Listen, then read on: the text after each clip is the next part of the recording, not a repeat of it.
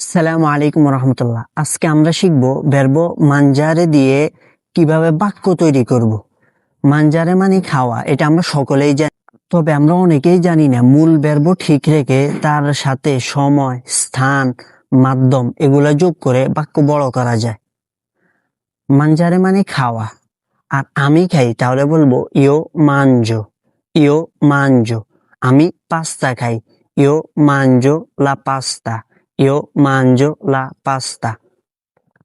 আমি দুপুরে পাস্তা খাই, ইও মানজো লা pasta a pranzo, io mangio la pasta a pranzo.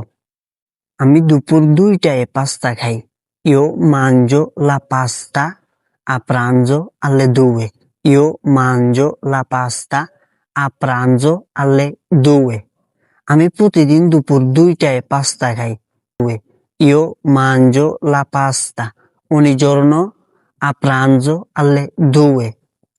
আমি প্রতিদিন আমার পরিবারের সাথে দুপুরে পাস্তা খাই, io mangio la pasta con la mia famiglia a pranzo alle 2.